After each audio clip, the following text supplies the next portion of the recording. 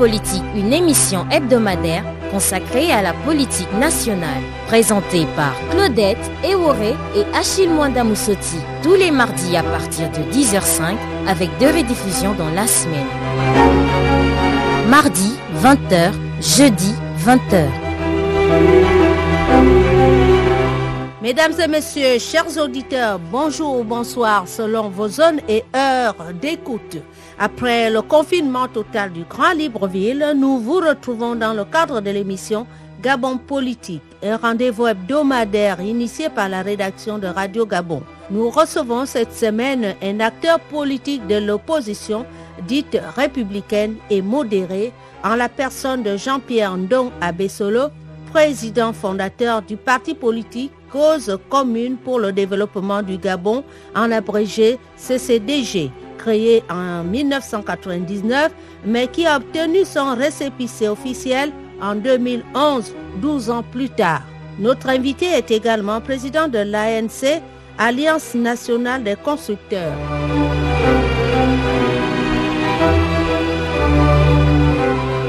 Monsieur le Président, bonjour. Bonjour. Le pays est en état d'urgence sanitaire pour lutter contre la propagation du coronavirus.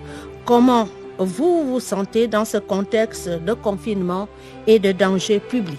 Personnellement, c'est une situation compliquée pour nos concitoyens. L'état d'urgence, je crois que c'est la première fois que certains d'entre nous vivons cela.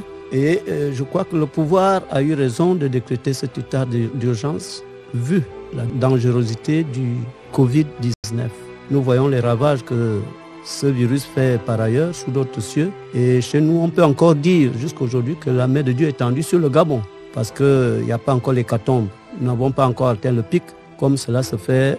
On dépasse quand même 300 cas à ce jour. 300 cas, 300 cas pour nous, c'est beaucoup. C'est beaucoup par rapport à notre population. Mais par rapport au monde, on peut dire que c'est minimisable.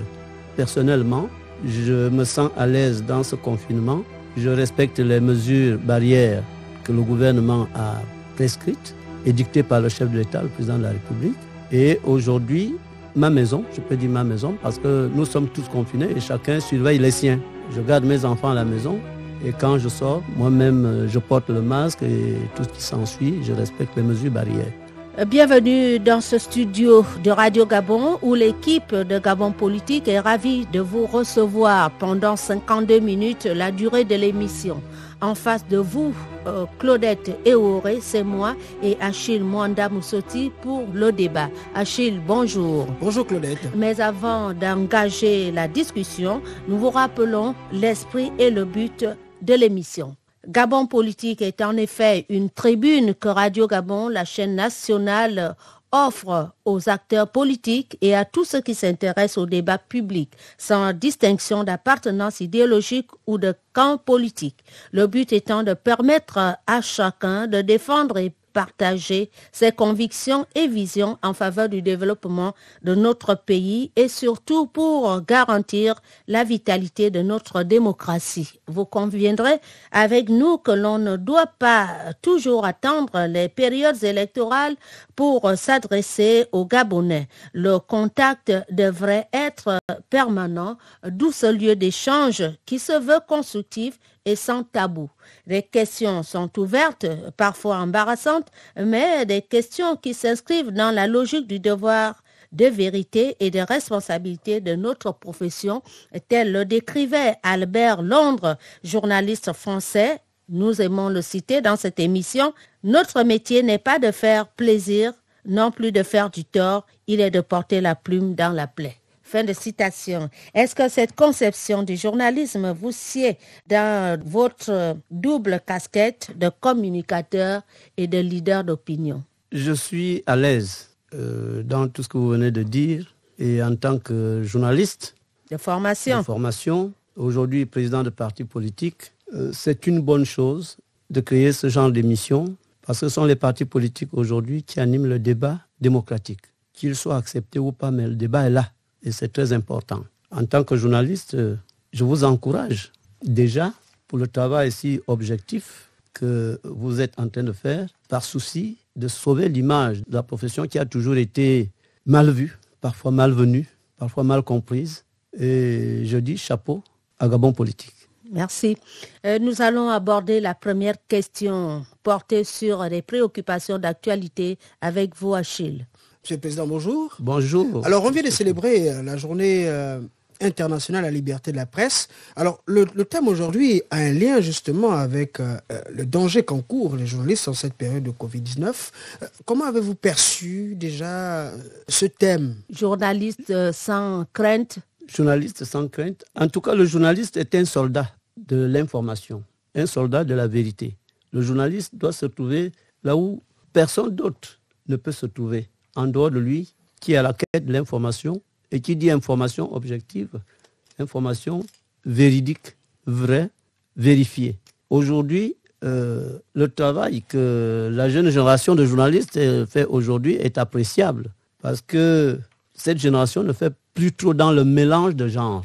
L'information, rien que l'information, et il faut toujours soutenir la véracité. C'est ce qui est très important en matière de journalisme, en matière d'information donnée, et rassurer le peuple que l'information que nous donnons est vérifiable. Et ne plus s'aventurer à donner des informations aléatoires, ce qui fausse effectivement le débat démocratique aujourd'hui. J'encourage les journalistes à faire leur métier. Le journaliste, même devant les canons, le journaliste fonce pour prendre les images, pour prendre le son. C'est pour cela que, protégé par la loi, puisqu'au Gabon, le journaliste est protégé par la loi, et il ne devrait pas avoir peur de foncer et de dire la vérité. Justement, l'édition de cette année se célèbre au moment où on note la suspension répétée de plusieurs mois de certains médias. La suspension des médias relève de l'appréciation du pouvoir politique.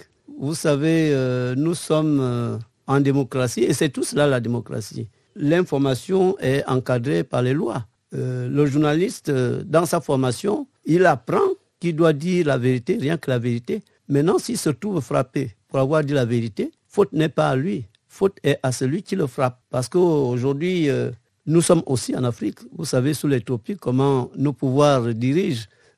Si le pouvoir n'est pas content de ce que vous avez relevé et que vous avez publié, le pouvoir ne peut que réagir. Mais cela ne saurait être une excuse. C'est une injustice. Le journalisme c'est une injustice. On peut dire une science universelle. C'est une injustice. Les règles sont universelles. Il n'y a pas un journalisme africain. C'est une injustice parce que je dis nous, parce que je suis journaliste. Même qu'étant président, bien qu'étant président de parti politique aujourd'hui, je suis journaliste de formation. N'ayons pas peur d'être frappés. Ça, on le voit sous d'autres cieux. Il y en a qui sont même tués pour avoir dit la vérité. Mais ça ne nous oblige pas à reculer. Par contre, il faut foncer et peut-être sensibiliser au maximum, nous, en tant qu'acteurs politiques, le pouvoir en place, qui parfois sévit peut-être à tort ou à raison, mais il doit être sensibilisé pour dire non, quand même, devant cette situation, tel média ou tel autre. Et c'est pour cela que je voudrais proposer aussi à la presse gabonaise d'avoir un comité de défense des droits du journaliste. On peut avoir des avocats qui défendent les journalistes, on peut avoir des amis juristes ou alors des hommes politiques assermentés qui apprécient le métier de journaliste et qui sont prêts à défendre ce métier auprès de ceux qui sanctionnent, à tort ou à raison, je me reprends, ce qui est publié ou ce qui est démontré à la télévision. Ça ne veut pas dire que je protège le pouvoir. Au contraire, nous sommes en démocratie et tout est à négocier. Parfois, on fait des épreuves de force. Mais ça peut arriver, c'est ça la démocratie aussi. Mais les journalistes ne vont pas se mettre à se bagarrer avec la police ou avec la magistrature ou avec la justice pour reconquérir ses droits, pour se faire respecter, pour ne pas se trouver tout le temps sanctionné. Je dis, c'est la faute de la vérité, ce n'est pas la faute du journaliste. Monsieur le Président, chers confrères, n'oublions pas non plus que l'organe de régulation est géré par nos confrères également. Donc, ce ne sont pas directement des politiques qui censurent. Aujourd'hui, quand vous me parlez de la HAC, ce sont nos confrères qui sont là-bas, mais ils sont politisés. Je peux dire qu'ils veillent aux instructions qui leur sont données par le pouvoir en place, justement. Le pouvoir en place leur a donné l'opportunité de bien lire les journaux, de lire même entre les lignes, d'interpréter qu'ils interprètent mal ou qu'ils lisent de travers. En tout cas, ce sont les fonctions qui sont les leurs qui les obligent à, j'allais dire, à corriger certains médias. Mais tous les médias ne peuvent pas être au pas. Il y a des médias, nous sommes en face d'une pluralité de médias au Gabon, ce qui confirme la liberté d'expression. Et quand on est libre, tout le monde n'aura pas le même langage dans cette multitude de médias. Alors, Monsieur le Président, le ministre de l'Intérieur entend infliger des amendes et condamnations aux travaux d'intérêt général pour tout réfractaire au non-respect des mesures barrières. Comment vous avez accueilli cette décision gouvernementale? Je dis, le ministre de l'Intérieur a raison. Moi-même, non seulement je suis citoyen, je suis journaliste de formation, je suis aussi acteur politique. Nous vivons dans des quartiers avec des populations. Nous les côtoyons au quotidien. Mais ce que je vois, moi, personnellement, n'est pas acceptable.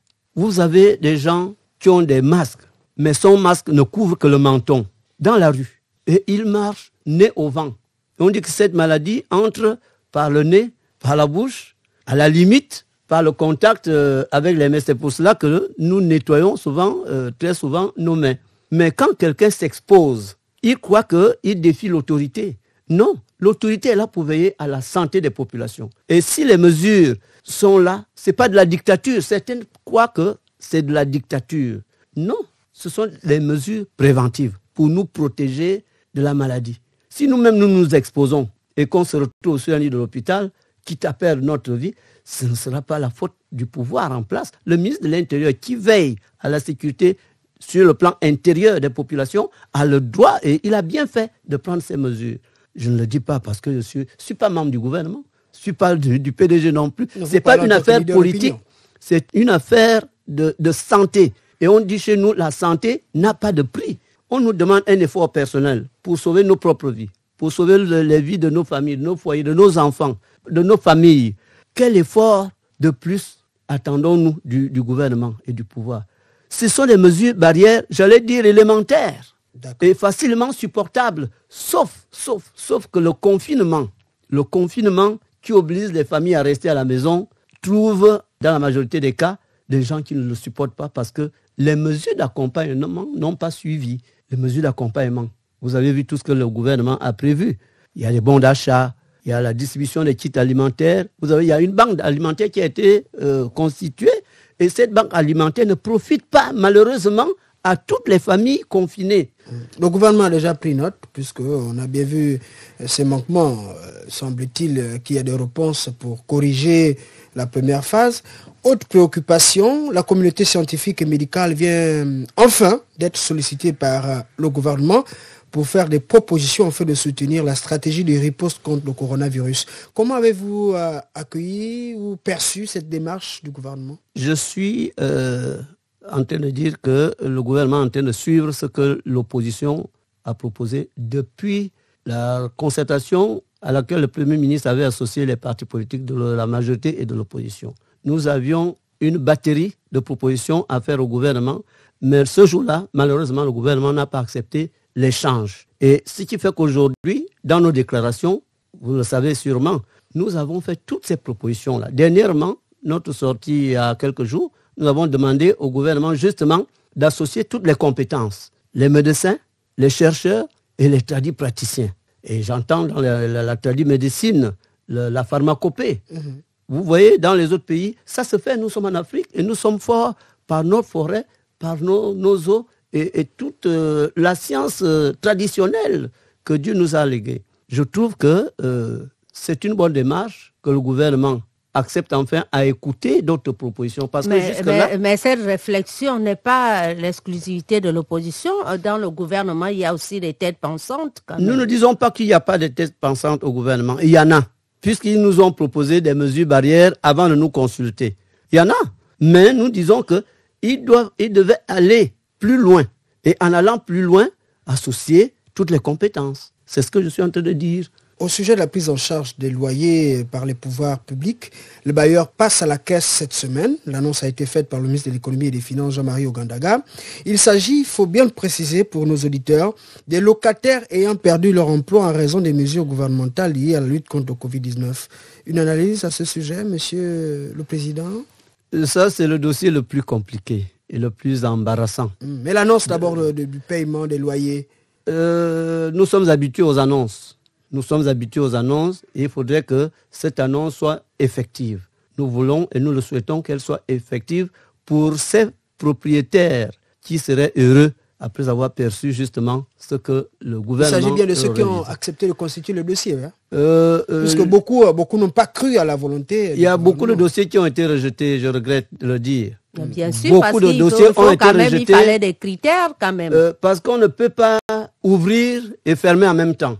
Parce que quand vous ouvrez pour, j'allais dire, ça c'est des mois de faveur, Quand on donne l'électricité cadeau, c'est une faveur que le gouvernement fait à l'endroit des populations.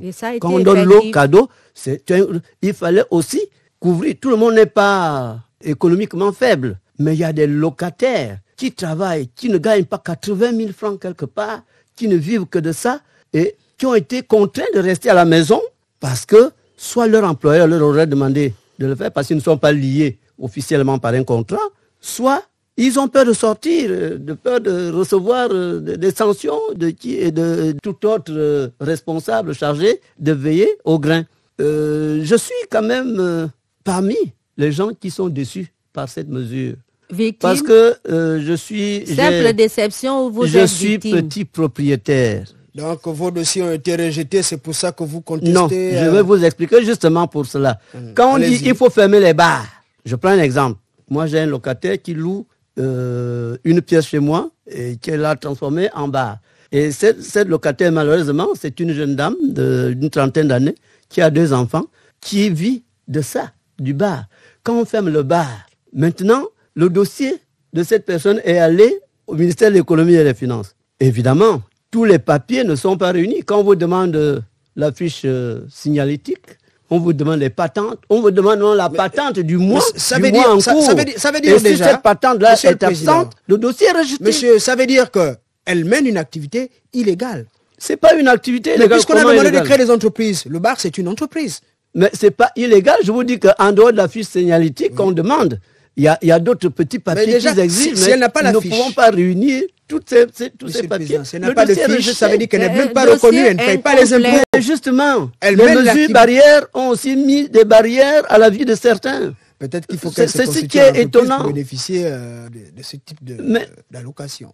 Vous savez, à quelque chose, malheur est bon. Je suis en train de penser comme vous que chaque personne, surtout nos jeunes sœurs ou nos enfants qui ne vivent que des bars, qu'ils doivent non seulement avoir des petits contrats avec les bailleurs, mais en plus s'assurer que tous les papiers requis à l'effet de cette petite entreprise soient réunis. Effectivement, certains sont déjà en train de bouger pour compléter leurs dossiers qui ont été reconnus, comment on appelle ça, incomplets par le ministère de l'économie et des finances. Je dis, il y a eu trop d'exigences devant ces mesures par rapport aux bailleurs et aux locataires. Il y avait trop d'exigences. Les seuls qui vont bénéficier, ce sont les grandes entreprises, ça c'est sûr. Parce que les grandes entreprises respectent tout, ils paient l'impôt. D'abord, quand je suis arrivé au ministère de l'économie moi-même, il y avait 2 directions. On disait, ceux-là, allez-y directement à l'impôt, déposez vos dossiers, et aux autres, allez faire tel papier, engagement sur l'honneur. Ça dépend, monsieur le président, on fait bien la différence entre les petits propriétaires et les grands propriétaires. Bien sûr, mais ça favorise les grands propriétaires malheureusement. Bon, mais puisque tout le monde... Mais je vous rassure qu'il y aura des problèmes à la fin du mois. Tous ceux qui ont été élus passeront à la caisse semaine. C'est ce que j'approuve. Et j'encourage le gouvernement justement à le faire jusqu'à la fin du confinement. Il faudrait vraiment que ça ne soit pas que pour ce mois-ci. S'il est avéré que le confinement est prorogé, il faudrait que les mêmes mesures reviennent. Il ne faut pas que ça ne soit qu'une fois. Et d'ailleurs, certains sont sceptiques aujourd'hui. Est-ce que l'État va vraiment virer cet argent? Attendons voir. Monsieur le Président, on va aborder quand même un sujet très important. qui a quand même frustré beaucoup de Gabonais. C'est l'incendie de la loge présidentielle du stade d'Engon à Oyem. Vous, le regard de l'homme politique et du journaliste sur cet acte. Et de l'ancien footballeur. Et voilà. J'ai été très touché quand j'ai vu ce reportage à la télévision. J'étais très ému. Je ne comprends pas ce que fait notre gouvernement. D'un côté, on prend l'initiative de construire des structures, j'allais dire, de grande modernité, comme le stade d'Engon, et l'entretien. L'entretien n'a duré que quelques temps, parce que j'ai eu un parent qui était au stade là-bas avec les Chinois, ils entretenaient. À un moment donné, tout le monde est parti. Mais quand tout le monde part, c'est un stade déjà qui est construit, j'allais dire à la limite, la partie qui concerne Oyem et la partie qui concerne Bitam. Oui. Mais c'est dans une brousse. Déjà, lors de sa conception, la conception avait déjà posé problème, l'emplacement avait déjà été très discutable. Et je me suis demandé justement, Madame Eworé, je me suis demandé pourquoi avoir choisi ce site. Bon, moi je pensais que le gouvernement amène le stade là-bas pour que les populations suivent, pour développer la zone. Mais finalement, c'était une spéculation. Parce qu'il aurait fallu que les autorités sportives prennent le courage de le construire soit à Bitam, soit à Oyem, centre, mais pas entre les deux, dans une brousse, dans une forêt. Et évidemment, le résultat est celui-là. D'où est sorti le terrorisme, parce que pour moi, le gouvernement a appelé ça le terroriste, c'est du terrorisme. Mais là aussi, on revient sur des querelles politiciennes qui minent aussi nos localités, notre pays, au détriment de l'intérêt général. Justement. Regardez tous les stades dans toutes les provinces qui ont été construites pour la CAN. Est-ce qu'il y a un autre stade qui a été construit en brousse? Il n'y a pas un autre stade qui a été construit. Celui de Franceville est bien au centre-ville, celui de Port-Gentil. Ne parlons plus de l'autre ici à Ngondje. C'est des structures, ça fait des dépenses, beaucoup d'argent. Et le stade d'Engon, je connais la région, Oyem, Bitam, Mizik et tout ça. La province du Wellington est une grande province sportive. Quand cette province perd un instrument comme celui-là, moi je ne sais pas, est-ce la faute du gouvernement, est-ce la faute des populations?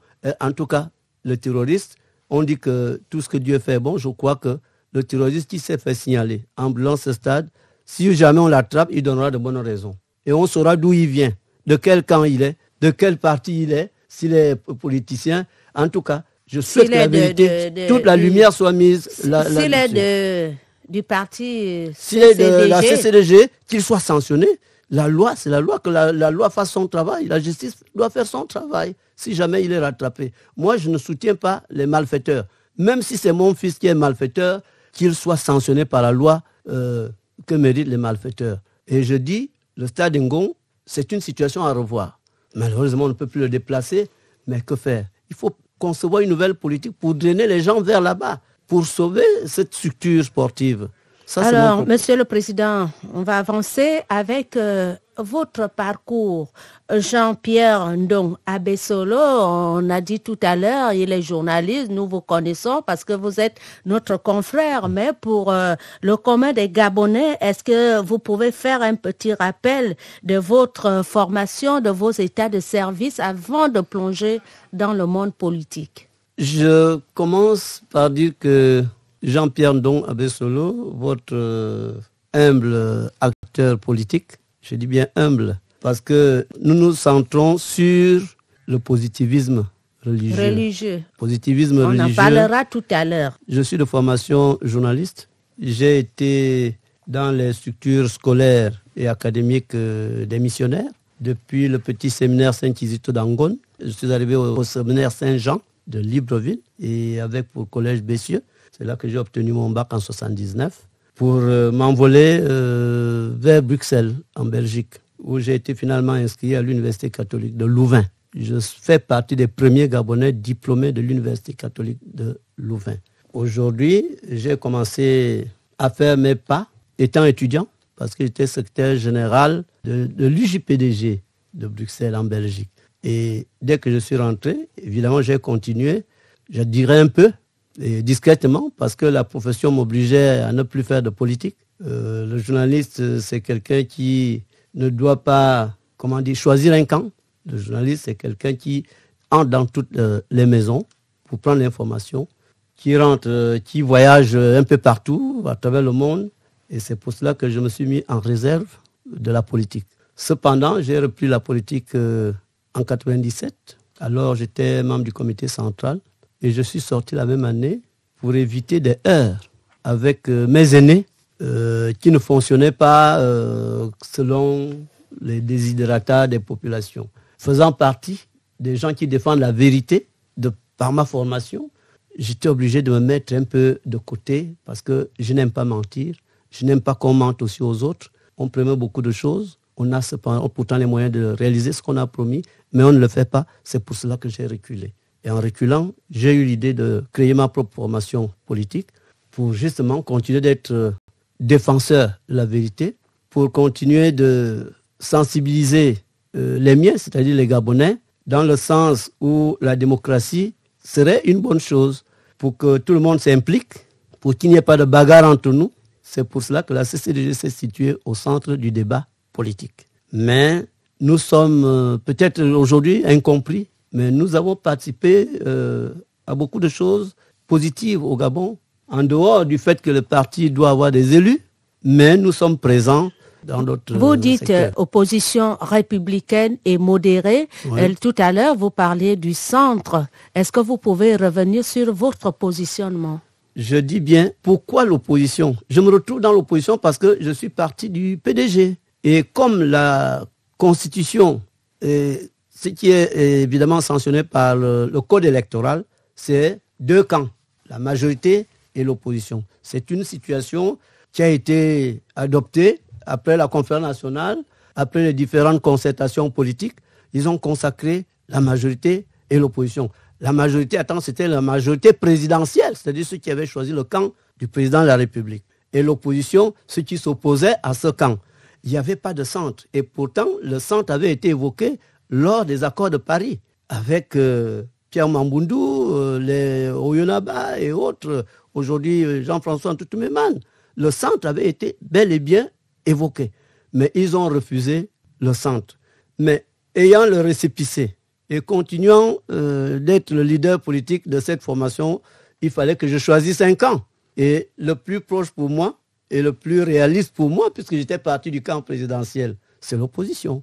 Parce que le camp présidentiel, il y avait un peu trop de mensonges. Vous pensez que dans l'opposition, il n'y a pas de mensonges? Il y a trop de mensonges dans le camp de la majorité, trop de fausses promesses dans le camp de la majorité, de bonnes idées, mais non réalisées. Et dans l'opposition, pas de mensonges? Le mensonge, c'est quelque chose qui suit l'homme. L'homme a toujours un aspect de menteur quelque part. Mais je dirais, il y a moins de mensonges. Sauf que l'engagement n'est pas celui qu'on attend. Monsieur Ndo Abessolo, vous parlez de mensonges. Vous côtoyez les anciens barons du PDG qui deviennent aujourd'hui opposants. D'autant plus que vous êtes membre du PG 41, dans lequel on retrouve ceux qui ont fabriqué ou qui ont participé au régime actuel. Ces personnes sont venues nous retrouver. Oui, mais que vous n'avez pas de mensonge, ça veut dire que vous côtoyez, nous ne côtoyons et vous continuez à mentir avec ceux qui étaient les menteurs avant. Je vous dis bien qu'autour de la table, chacun sait ce qu'il dit. Chacun est responsable de ce qu'il dit. C'est-à-dire, parce que là, on ne vous perçoit pas bien. Ce n'est pas Guy Zoubandama qui vous dira aujourd'hui qu'il est accepté de bon cœur. Je le cite nommément parce que c'est l'un des plus expérimentés du groupe présidentiel. Plus de 20 ans de président de l'Assemblée nationale. Aujourd'hui, il vous dira qu'il n'est pas accepté par tout le monde, justement. Parce que nous disons que ceux qui viennent du PDG viennent faire le jeu du PDG dans l'opposition. Quand nous le leur disons en face, ça veut dire que nous les confirmons dans leurs mensonges. Pourtant, vous marchez avec eux. Tactique, et je vous dirais même que c'est cette tactique-là qui retarde le Gabon. Mais on vous dit que vous êtes aussi très proche d'un autre baron du camp présidentiel, du camp de la majorité, mais qui n'est pas très visible. Qui vous aurait même comme collaborateur dans un certain cabinet. Oui, je ne le refuse pas. Mais il ne m'a pas nommé dans son cabinet pour faire de la politique. Il m'a nommé dans son cabinet à l'époque parce que j'étais encore journaliste en fonction. Aujourd'hui, je suis retraité. J'étais conseiller en communication du Premier ministre. Conseiller en communication. Je ne faisais pas de la politique. C'est vrai qu'à quelques moments, il fallait trouver des orientations pour ne pas heurté. À cette époque, vous ne mentiez pas. Je ne mentais pas. Lui-même, il peut le témoigner, que je ne suis pas un menteur. Mais vous étiez à côté, et je crois que s'il m'a fait confiance, alors. Je sais que s'il m'a fait confiance, c'est parce qu'il savait que je suis de ceux-là qui disent la vérité. Et ils sont obligés de mentir pour gagner. La politique, c'est une lutte d'intérêt. S'il trouve qu'en mentant, il a son intérêt, il n'a qu'à continuer de mentir. Vous avez participé, vous avez fait la politique. Et puis on dit que votre parti est presque une cellule. Cellule de ses activités. Jamais. Votre parti. Jamais. Je vous dirai jamais. Il semblerait que c'est ce dernier qui vous aurait convaincu. Mon parti est né avant le sien. Monsieur Ndong Abesolo. Il a supprimé son parti pour revenir au Parti démocratique gabonais. Demandez-lui. Ça ne change rien. Monsieur Ndong Abesolo. Oui. Beaucoup de langues disent que c'est ce monsieur qui vous aurait permis d'aller signer le pacte social à la présidence. Non, nous sommes un parti libre et responsable. Oui. Ce n'est pas lui. Il ne m'a même pas connu, ni de près ni de loin. Ce sont des amis, ce sont des compatriotes du camp présidentiel qui sont venus vers leurs autres compatriotes du camp de l'opposition pour proposer un pacte social, puisque la preuve avait été faite que le pouvoir du président, du défunt président Omar Bongo Ondimba, avait péché dans le volet social. Et c'est ce volet social qu'il fallait améliorer avec, j'allais dire, la vision de l'époque du parti et avec la vision de ceux qui acceptaient de collaborer à l'amélioration, justement, de ce secteur social au Gabon. C'est pour cela et c'est dans cette optique que nous sommes allés en tant que cause commune et nous avons émis nos réflexions. Un accord avait été signé entre le président de la République et chaque parti ayant accepté de prendre part au pacte social. Malheureusement, rien n'a été suivi. Il y avait un comité qui devait continuer d'œuvrer pour l'ensemble des Gabonais, mais ce comité n'a jamais vu le jour. Monsieur Ndong, nous sommes en 2014. Vous avez signé le pacte social et le directoire de votre parti n'avait pas reconnu la signature du parti puisque vous n'avez pas bénéficié du blanc-seing du directoire. D'où les dissensions. Les dissensions du directoire. De cause commune. Je vous dis, les dissensions du directoire ne sont pas partie du pacte social. Les dissensions, c'est vrai que ça a été mis au goût du jour après la signature du pacte social. Nous sommes, je vous le dis, je suis le président fondateur, puisque aujourd'hui, nous l'avons bien précisé. On a compris. Mais est-ce que vous avez d'abord consulté votre parti avant de vous rendre à la présidence? J'ai consulté le parti parce que nous avons fait une réunion du bureau exécutif. Sauf que les deux cofondateurs qui sont partis de la CCDG en 2008 en adhérant au parti du défunt Maroga et ils se sont présentés comme tête de liste à OIM, ils reviennent en 2015, je crois, pour dire que nous n'avons pas été contactés et tout. Mais le statut de la CCDG, ils se sont auto-exclus depuis 2008. Ils n'avaient plus rien à voir avec la CCDG qui avait de nouveaux responsables hors du directoire à l'initiative du parti. On peut dire que c'était des faux amis parce qu'ils reviennent juste pour me perturber. Puisque j'ai même la note du CND ici qui dit que ce sont des éléments perturbateurs qui ont enfoncé le parti. Ils sont bien là, vous voyez. On dit que l'ensemble des documents édités, étudiés, prouvent à suffisance que M. Ondondon Charles et Ondondon Bonaventure, je me permets de les citer, sont des éléments perturbateurs mus par le goût du lucre. Et c'est signé du questeur, un des responsables du bureau du CND. Et c'est après ça que nous sommes allés au tribunal.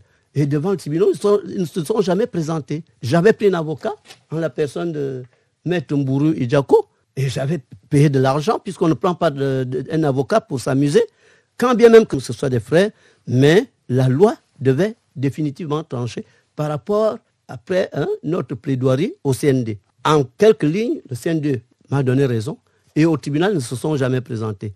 Dieu merci pour me libérer, parce que moi je compte toujours sur Dieu. Je dis que c'est la main de Dieu qui est venue travailler. Ils sont toujours avec vous? Ils ne sont plus avec moi. Chacun des deux a déjà son parti. Et ils ont eu leur récépissé après le dialogue politique auquel nous avons tous pris part. Parlons de récépissé. Cause commune pour le développement du Gabon a été créée en 1999, mais légalement reconnue en 2011, 12 ans plus tard. Pourquoi ce retard quand on sait que plusieurs autres formations politiques obtiennent ce sésame sans grande difficulté, ou bien le dossier était incomplet? Je ne voudrais pas rentrer dans les profondeurs. Monsieur le gouverneur, monsieur Kebila, c'est lui qui, à l'époque, dans les années 90, s'occupait des partis politiques. Il avait une responsabilité au niveau du ministère de l'Intérieur avant qu'il ne soit gouverneur.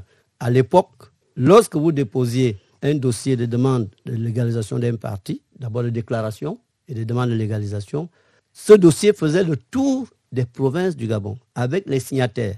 On vérifiait les actes de naissance, les pièces d'identité et tout ce qui s'ensuit. C'était beaucoup plus rigoureux qu'aujourd'hui. Aujourd'hui, comme vous le dites, beaucoup de partis prennent des récépissés. Je ne sais pas s'ils ont les dossiers constitués à la base, comme le nôtre à l'époque, en l'an 2000. Puisque notre premier récépissé date du 12 décembre 2000. Récépissé provisoire, appelé récépissé de dépôt. Pourquoi 12 ans après ou 11 ans après? Puisque le nôtre porte la date du 11 juillet 2011. C'est à cause des situations comme vous voyez là. Chaque membre du directoire fait l'objet d'une enquête de moralité. C'est vrai que la loi sur les partis politiques disait 4 mois après, si on ne vous répond pas, le parti est considéré comme légalement reconnu. C'est dans ce sens qu'on a continué de fonctionner. Mais on n'avait pas encore ces sésames qui nous donnaient les pleins droits d'être parti politique. C'est à cause des perturbations que j'ai vécues, que j'ai supportées, que j'ai endurées jusqu'à aujourd'hui. Le pouvoir fait son enquête et je peux vous dire, c'est aussi une injustice. Regardez, faites la balance. Il y a combien de partis légalement reconnus dans le Nord? Il y a combien de partis légalement reconnus dans le Sud? C'est une injustice. Vous avez un coin comme Moabi qui a 9 présidents de partis politiques. Mais moi, c'est pas reparti par région. Vous comprenez bien que ce sont y a les compatriotes qui sont libres. C'est parce que vous comprenez qu'il y a quelque chose. De créer leur parti. Oui, on peut créer un parti, mais est-ce qu'on peut... Ça, ce sont vos jugements. Monsieur Ndong, nous ne sommes que des observateurs. Monsieur Ndong Abessol, pouvez-vous résumer en quelques mots l'idéal de votre parti? Quelle est l'idéologie? Cause commune pour le développement du Gabon est un parti qui œuvre pour le bien-être de tous les Gabonais. Comme tous les autres partis d'ailleurs. Non, je ne suis pas sûr. Parce qu'il y en a qui œuvrent, qui sont partis politiques, mais qui œuvrent pour leur ventre. La CCDG ne passe à la caisse que quand officiellement l'État donne un petit per diem à chaque parti politique. La CCDG n'a jamais reçu d'autres enveloppes comme beaucoup les prennent parce que aucun statut n'a jamais spécifié. Oui. Tout ce que vous venez de dire du vent, tout le monde, c'est pour le bien du Gabonais. Non, mais vous, quelle est votre particularité? Positivisme religieux, valeur de dialogue et de partage? Nous disons que nous sommes parmi les premiers partis à avoir parlé du partage en matière politique. Vous partagez quoi? Mais l'héritage. L'héritage que Dieu a donné aux Gabonais. L'héritage que Dieu a donné aux Gabonais, c'est quoi? Dites-nous. C'est la culture gabonaise, c'est la politique gabonaise, c'est la vie en société avec tous les droits qui concourent au bien-être du citoyen. C'est pour cela que nous avons choisi le positivisme religieux, c'est-à-dire être en possession de la vérité, et c'est cette vérité que nous devons partager aux citoyens. C'est quoi cette vérité? Nous sommes un pays riche et ce n'est pas à un Gabonais d'aller demander du riz à un étranger. C'est une grosse injustice et une grande inadmissibilité. Regardez ce qui se passe aujourd'hui. Est-ce que notre gouvernement travaille bien pour le grand nombre? Oui, il réfléchit pour le grand nombre. Mais est-ce qu'il travaille? Est-ce qu'il concrètement, il travaille pour le grand nombre? Vous voyez, voilà toutes les défections. Les populations sont aujourd'hui en branle. Les gens sont fâchés avec le mauvais partage des kits aujourd'hui. Kits alimentaires, le mauvais partage de tout ce qui vient dans la banque alimentaire. Parce que le président dit il faut que personne ne soit oublié. Et le gouvernement interprète qu'il faut faire le porte-à-porte. Mais est-ce qu'ils font le porte-à-porte? Le porte-à-porte n'est pas fait. Monsieur Ndong. Ils vont dans les quartiers. J'ai vécu une scène inouïe. Je vois un groupe de 10 jeunes avec des t-shirts et des casquettes. Ils ont des bons d'achat en main. Ils regardent des maisons. Quand ils voient une maison en planche en train de s'écrouler, ils disent voilà, l'économiquement faible. Ils se dirigent rapidement là-bas. Et tous les 10 vont là-bas. Est-ce que c'est normal? Ça, ce sont des jugements a priori. C'est pas a priori, c'est quelque chose que j'ai vécu. Il y a des zones aujourd'hui de Libreville qui n'ont jamais vu un seul de ces jeunes qui partagent les bons. Monsieur Ndong, est-ce qu'un religieux... Je peux vous citer Montalier. Le quartier Montalier, il n'y a personne qui est arrivé là-bas. Monsieur Ndong. Je peux vous citer Bambouchine où j'étais hier. Parce que je suis au 6e arrondissement. Oui. Je fais quand même le tour pour voir ce qui se passe. Rien n'a été distribué à Bambouchine. Monsieur Ndong, là-bas, il n'y a pas d'économie comment faire. Monsieur Ndong, s'il vous plaît. Vous avez dit que vous avez une approche religieuse. Est-ce que le religieux doit être en train de juger? Parce que là, c'était un jugement. Mais le religieux doit faire quoi? Le religieux doit faire quoi? C'est la question que je vous pose. Devant certaines situations, le religieux ne doit rien dire. Devant des situations il doit graves. dire et il peut montrer l'exemple. Vous prenez le partage. Qu'est-ce que vous avez partagé autour de vous? Tout ce qu'on me donne, je partage. Durant cette... en tant que leader d'un parti politique, plus que le gouvernement me donne, je partage. Je prends l'exemple de je vous prends l'exemple de masque. Que vous avez reçu le Conseil national de la démocratie a remis à chacun des 74 partis politiques légalement reconnus au Gabon un pactage composé de 950 masques, composé de 11 gels hydroalcooliques et 2 thermoflash. Voilà. Moi, quand j'ai pris ça, la recommandation était de distribuer. Et il faut distribuer à tous les Gabonais. Il faut distribuer à tous les Gabonais. Non seulement à mes militants, mais à tous les Gabonais qui n'en ont pas. 950 masques à raison de un masque toutes les 4 heures. Qu'est-ce que ça représente pour un parti sérieux? Est-ce que vous pensez que le gouvernement ou le ministère de la Santé qui nous a donné ce cadeau, parce qu'il a aussi reçu cadeau de la Chine, est-ce que vous pensez que c'est sérieux? Un parti politique... Il n'y a pas que la Chine, puisque le gouvernement a aussi acheté deux thermoflash. Bon, par exemple, sur le territoire, aujourd'hui, je suis réduit à près de 6 000 adhérents. Mais monsieur Ndong, dans le pays. Mais peut-être que... Quelle est votre base politique puisqu'ils vont anticiper? Non. Et vous n'avez pas d'élu. Vos militants Attendez. Ma base politique, moi-même je me présente toujours dans le premier siège du département du Wolé. Jamais Ça, élu. Mon fils. Jamais élu. 1. Et de 2. Aux dernières élections cumulées, jumelées, j'avais 32 candidats. Et comme nos partis ne sont pas subventionnés, je suis aujourd'hui retraité. Vous voyez un retraité supporter 32 candidatures de députés à travers le pays. J'avais même un candidat au premier siège contre Jean-Pierre Oyiba, l'honorable Jean-Pierre Oyiba. J'avais un candidat là-bas. J'avais 32 candidats. Mais je ne pouvais pas. Des figurants ou c'est ça. C'est quoi la motion? Est-ce qu'il a pu avoir même 1% des suffrages? Ils ne sont plus allés aux élections. Comment vous allez partir aux élections seulement avec la quittance? Vous ne comptez que sur l'argent de... Vous n'avez pas l'argent. Monsieur le Président, vous ne comptez que sur la subvention de l'État. Est-ce que le parti n'a pas ses propres fonds? Je ne vous mentirai pas.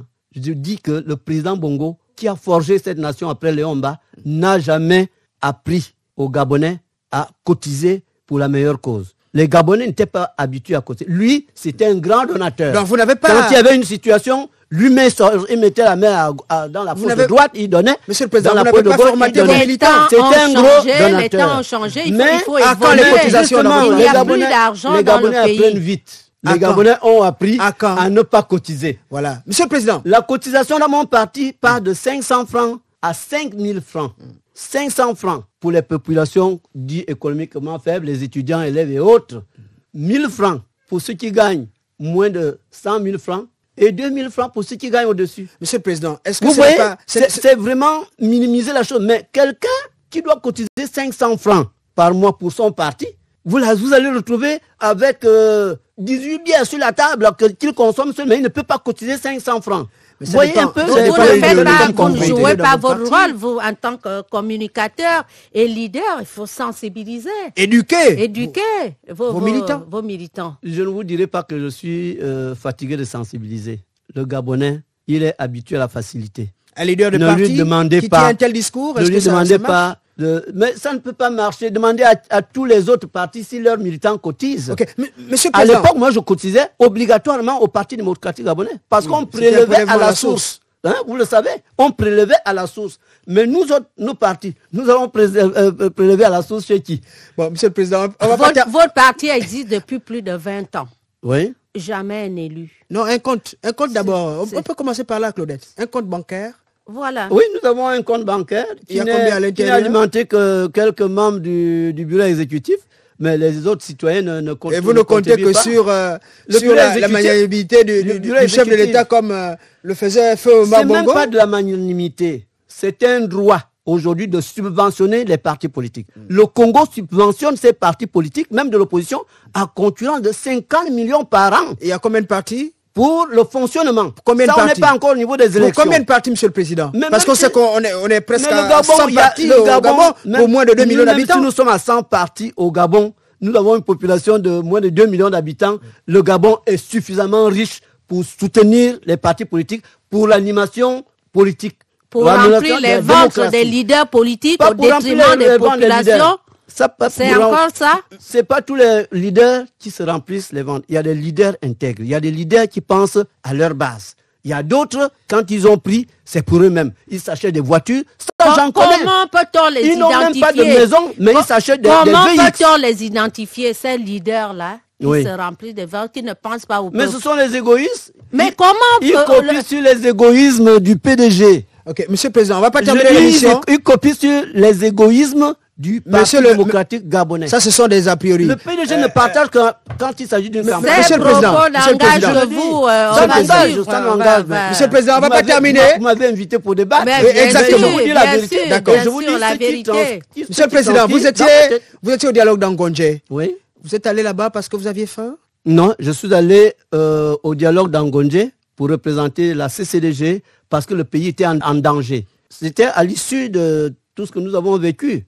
C'était au lendemain des présidentielles âprement contestées par l'opposition. Est-ce que l'appartenance de votre parti fallait ce dialogue à différents groupements pour ramener l'apaisement. Il fallait le dialogue pour ramener l'apaisement dans notre pays. Sinon, le pays était prêt à brûler. Et c'est ce que moi je refuse. Vous appartenez à beaucoup de blocs politiques. Quel recherchez-vous? D'un côté, vous êtes dans l'Alliance nationale des constructeurs. De l'autre côté, vous êtes dans PG41. Il est même le président de cette alliance. Vous êtes dans la coalition pour la Nouvelle République. Bon, finalement, vous êtes où exactement? Que recherchez-vous? Ce que vous ne comprenez pas, c'est qu'à l'intérieur de la PG41, il y a des regroupements. Mon regroupement, comme vous le dites dans la PG41, c'est l'ANC, l'Alliance nationale des constructeurs. Il y a un autre regroupement, la CNR, les gens qui étaient aux côtés de Jean Ping, du président dit élu Jean Ping. La CNR, c'est-à-dire les frères, les compatriotes, Miliboto, vous êtes également Baro membre Chambrier, de l'Alliance nouvelle de l'opposition, avec Bruno Ben Moubamba. Non, l'anneau a été, j'allais dire, détruite. Bon. À cause en novembre 2016, vous avez créé vos Non, je vous dis que je vous explique ce qui se passe dans la PG41. Ce sont des groupements qui sont membres de la PG41, dont le mien, l'Alliance nationale des constructeurs. Nous pouvons fonctionner sans la PG41. Nous pouvons fonctionner sans le CDO, présidé aujourd'hui par Guy Zoubandama. C'est lui qui est le président de ce groupement. Nous pouvons fonctionner aujourd'hui sans la CNR. La CNR, aujourd'hui les barreaux chambriers, l'Union nationale et autres. Nous pouvons fonctionner sans eux. Parce que notre groupement, qui plus est, reconnu officiellement. Tous les groupements ne sont pas reconnus. Le nôtre est légalisé. Et nous pouvons fonctionner seuls en tant qu'Alliance nationale du commerce. Qui sont ces membres, les membres de la Nous sommes 3 partis politiques dans l'Alliance nationale des constructeurs, l'ANC. ANC version Gabon. Attention. Justement, il y a sud-africaine.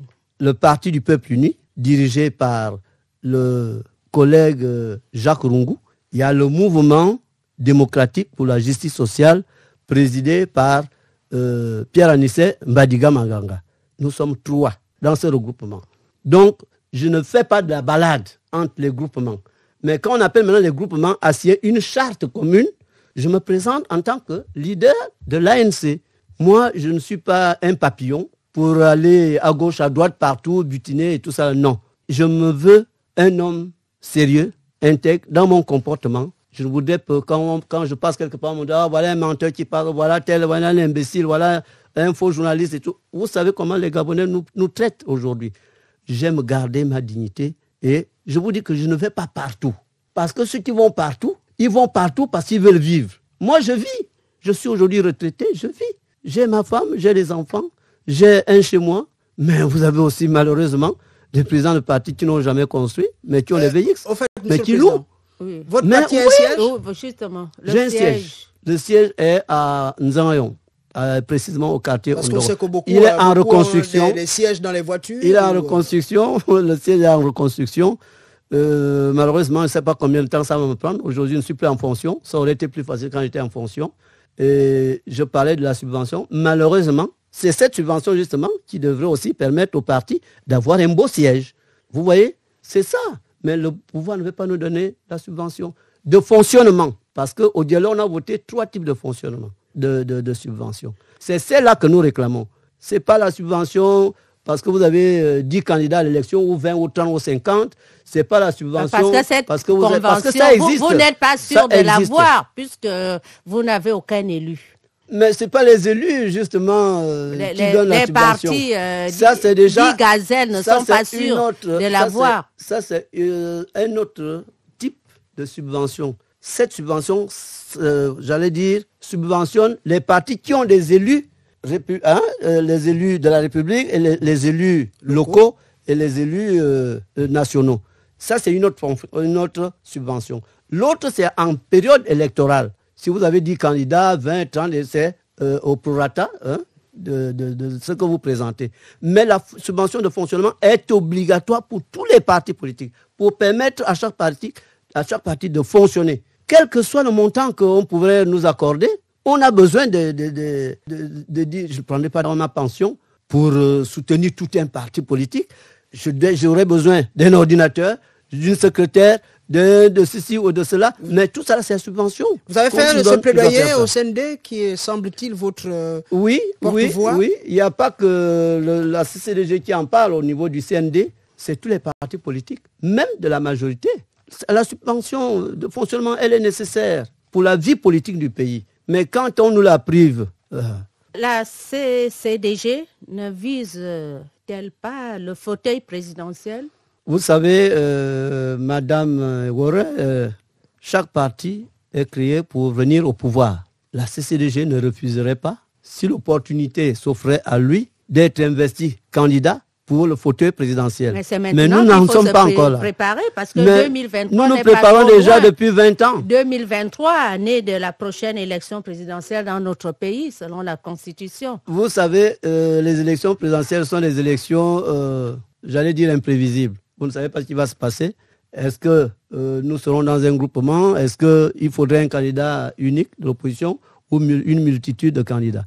En tout cas, pour ce qui concerne la CCDG, nous avons créé notre parti pour venir au pouvoir. Si nous ne pouvons pas être présents au fauteuil présidentiel, mais au moins, on doit tout faire pour avoir un élu, ne fût-ce qu'un élu local, ou alors un élu national. C'est ça qui confirme la bonne présence d'un parti politique.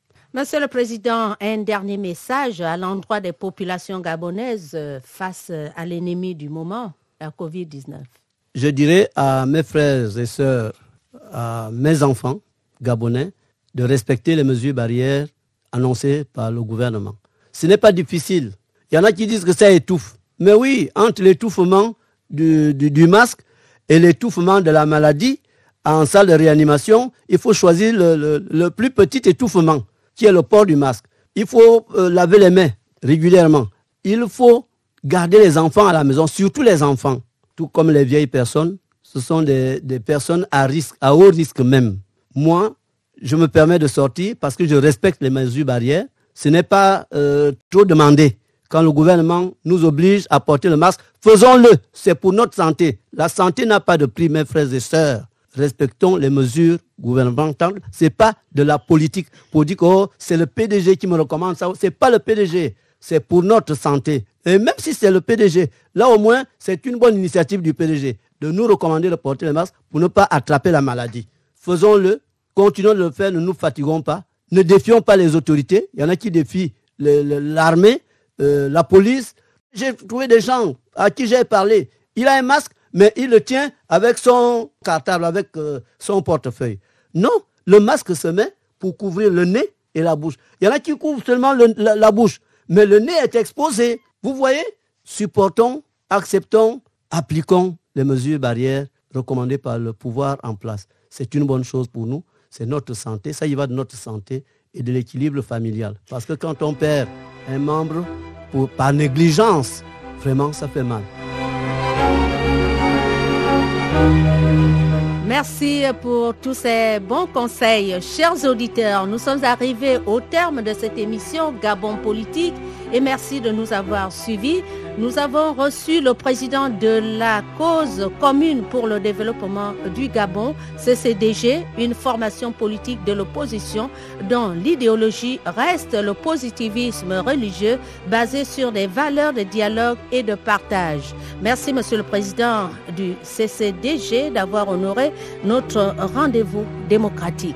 Pour la réalisation de cette émission, Julien Makita à la technique, Ali Renad Radjumba à la coordination, le tout sous la supervision de Bertrand Ebiagangoué. À bientôt avec un autre invité sur Radio Gabon, la référence.